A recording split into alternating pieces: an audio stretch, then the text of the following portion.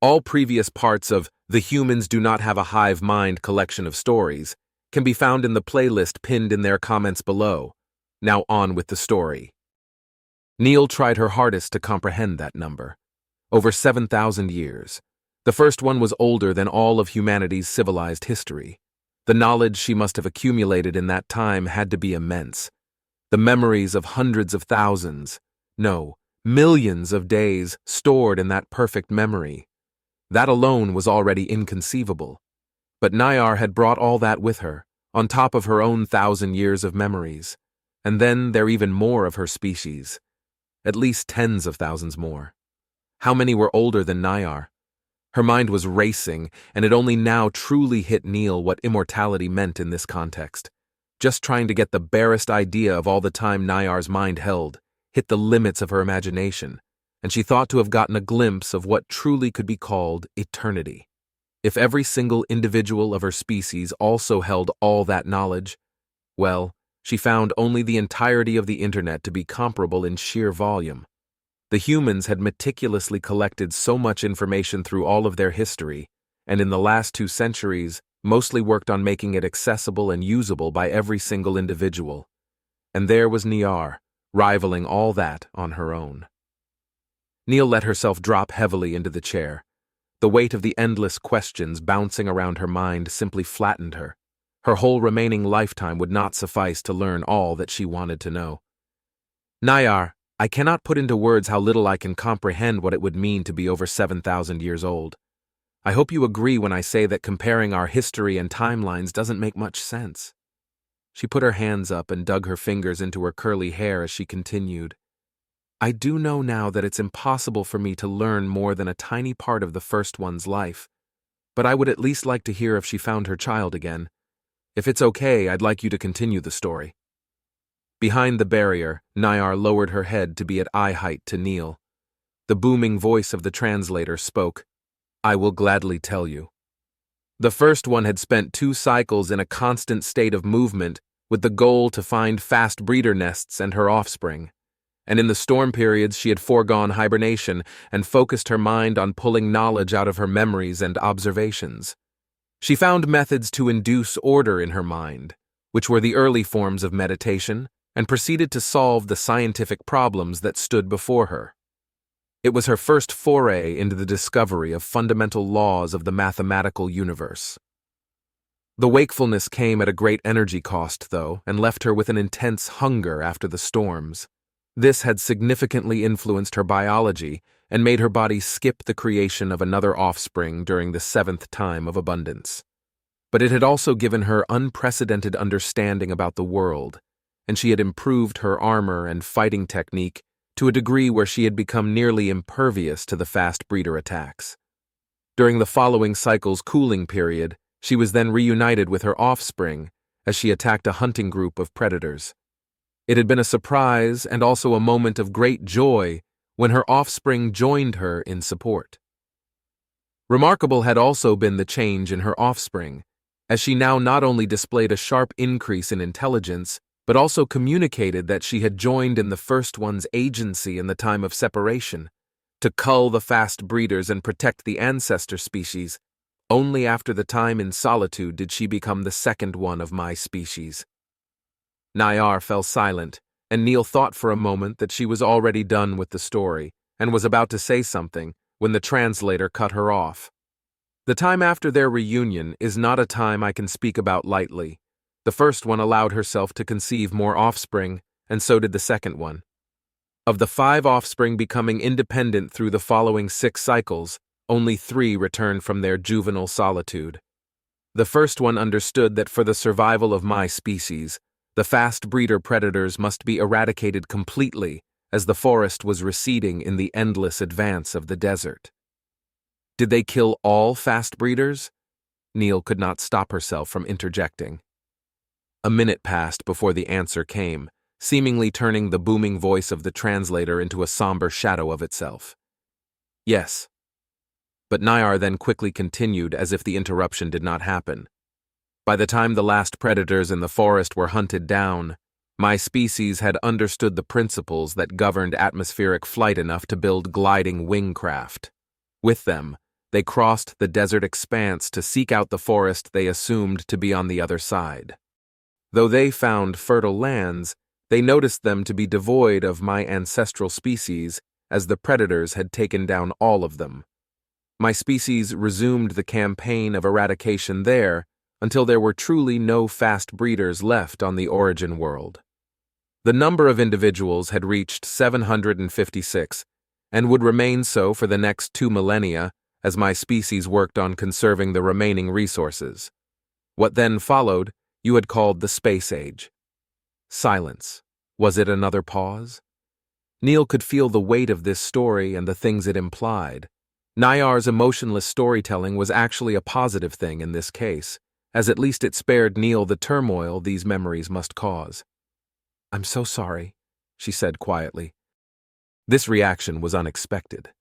The emotions coming from Sam were entirely sympathetic, and she so strongly emanated reassuring and consoling sentiments that their warmth surprisingly pushed away the fear, distress, and deeply entrenched shame that had come with these memories. "I don't understand," Nayar unwittingly put her confusion into words. Sam began explaining with unchanged emotions that she had difficulties properly relating to these events, even though she very clearly did not. She continued to talk about the past of the humans when they had been prey to other animals, and as a remnant of that time still feared the darkness, and of different times when the human species as a whole had such an unpredictable future ahead of them that multiple generations were broken by the anxiety. Though she made clear that there was a great distinction between this evolved fear and the second-hand knowledge of history and what Nayar's species felt, as they had practically lived through it by having these memories.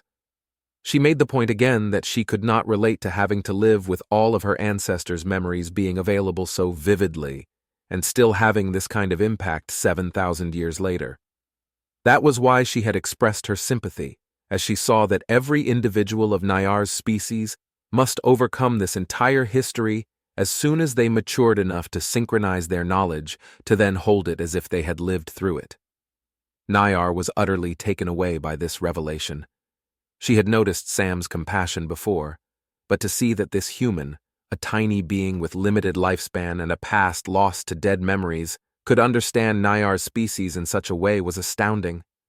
Right then she felt that she could put the trust of the world into Sam's hands, but she needed to keep herself from becoming lost in these thoughts.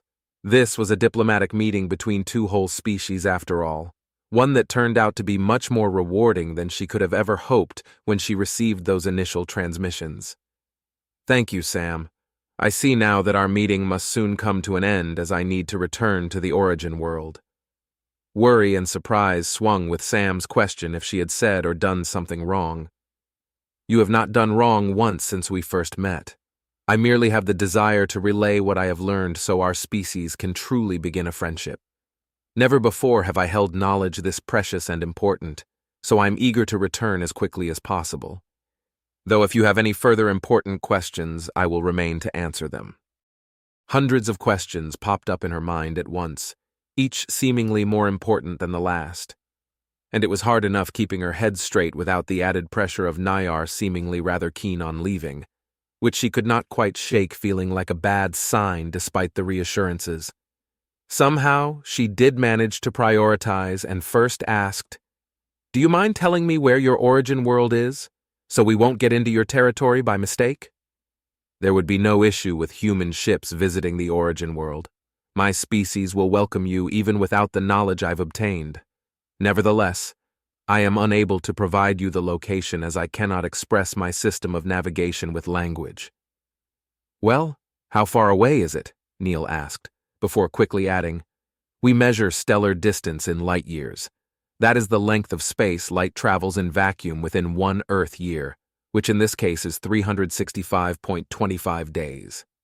She noticed Nayar's gaze shifting and turned her head to see that those black eyes were probably fixed on the mechanical clock. A long pause followed, which made it clear for Neil that there were some calculations going on. "The distance to the world of origin from here is 10,012.5 light years. The translator interrupted the silence. When the number 10 came, she was surprised. After the word thousand followed, she was deeply shocked. The energy necessary to travel that distance would probably be impossibly large. If Neil were to use her ship, the power needs would probably rival that of entire nations. There was no worry that humans could stumble upon that territory. It was straight up impossible. I think I may have explained it badly. You see, Earth is a bit more than 200 light-years away, and I needed a catapult to come here quick enough. To get back, I'd probably need to split the journey into 20 or so parts, and it'll take me about a month. And just to verify her assumption, she added the question, "Do you know the distance to the closest star from here and how long it would take you to travel there?" It is 4.2 light-years away, but since I do not know the path to it, I can only assume from the distance that I would have to travel less than a day to reach it. Please understand, distance is irrelevant in space travel, as only the chosen path will dictate the travel time. Neil stuck her fingers deep into her curly hair and massaged her scalp. The distance was correct, as she remembered from the charts when she looked up the meeting place coordinates. So Nayar also had the ability to travel with breathtaking efficiency. She would leave those questions for the astrophysicists, though, and asked something else instead. "Do you want to tell me why you can't send a message to others of your species about this meeting instead of going back?" "My species cannot use our inherent ability to share knowledge across a distance that vast, and the information density is greatly reduced when translating it into other forms of energy so it may be sent. It would not be befitting the importance of this knowledge to warp it, and so rob it of its full context." One question crystallized from this reply that she immediately posed. "Your species does not know of this meeting?" I was not alone when I had received the first messages, and the other individual has taken that knowledge back to the world of origin. "Oh, okay," Neil said in reply, while she tried to figure out how to phrase the next question. "What is the name of your species? You keep saying, 'my species,' but do you have a name like you have one for yourself?" Nayar's large head turned, and she shifted her massive frame before replying through the translator. "We do not have a name. If you need a name for my species to identify us to other humans, you may now select one of your choosing, since this language system is yours." Did she understand right that she was supposed to give Nayar's species a name? She had a hard time keeping her voice straight when she asked for clarification. "You want me to name your species?" "Yes," the translator replied, while behind the transparent barrier, Nayar's head went up and down. Now she very much felt put on the spot. In official documents, they had been named after the system where their first signals had been received, a numerical designation. For a moment she pondered if it would be best that she should just come up with a new word, but then she remembered that she didn't need to do that. "What do you think of Initori?" It's the name of a fictional race of beings that were in the process of cataloging all of the galaxy. They appear in a short story where they come upon humans and are utterly baffled by them, as we are too chaotic and unpredictable to properly categorize. They remind me of you because they also have a vast amount of collective knowledge and are eager to learn while always traveling the galaxy.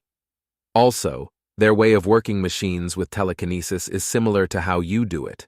In their appearance, they are smaller than humans, but they are gray, and they might be immortal. Sam's emotions connected to the word she had chosen were pleasant and warm, making it immediately apparent that it was indeed a good choice, though there was a tint of embarrassment that swung with her words. "This is a wonderful choice, then, and I thank you for so carefully selecting the word. I would like to know the source of your embarrassment in connection with the fictional species you have described." Now she was properly flustered, it seemed, and it took a moment before Sam explained that she herself had been the author of that story, and she wasn't sure if it was reasonable for her to use a word that she had made up. "This has not changed my opinion, and I am happy to accept us to be known after a creation of yours. Please tell me if there is anything else you would like to know before my departure." There was a tang of anxiety when Sam replied that she had many questions, but did not want to be the cause of further delay. But she did ask what Nayar's plans were after the meeting had ended. "I will adapt my ship to the optimal path that will lead me back to the world of origin, which I will reach in 25 days. There I will travel to synchronize with as many as possible to spread the memories of this meeting.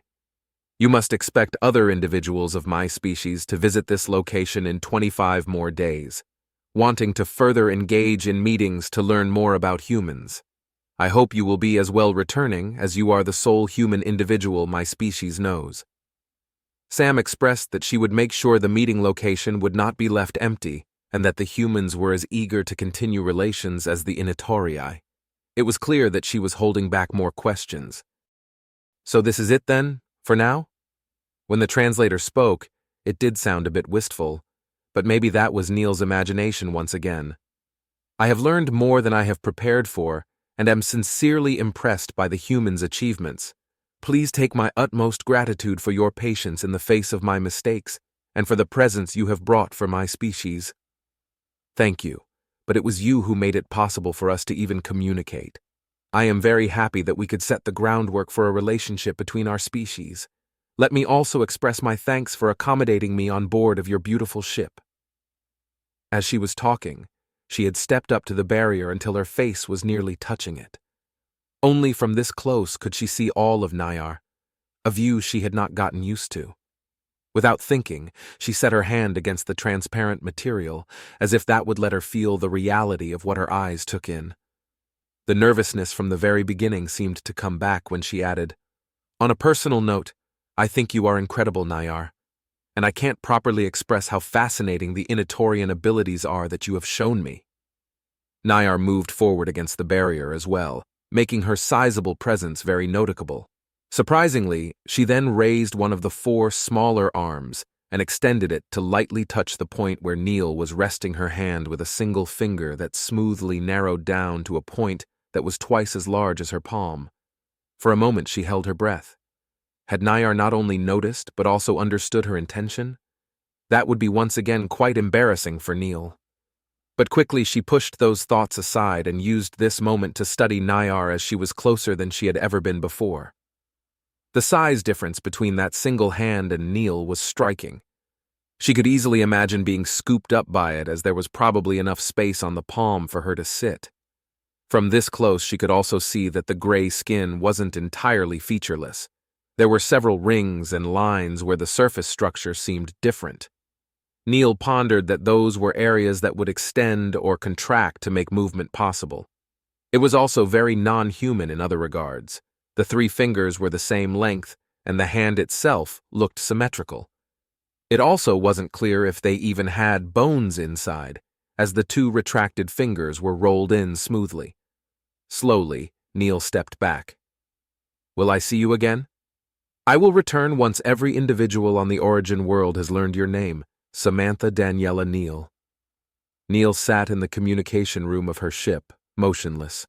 The larger and frankly much more impressive ship of Nayar had long since left without a trace, and Neil had just come off the call with her contact. Half of her mind was still hung up on the exceptional experience of the last 2 days. The other half was reeling from the new information she had received through the call. She was supposed to lead a newly created interspecies knowledge exchange initiative, overseeing all future dealings and even coaching diplomats and scientists. In just 50 days, more Initorii would arrive, and she had no idea how numerous they would be. The only thing she did know, there were also a lot of human spaceships coming her way.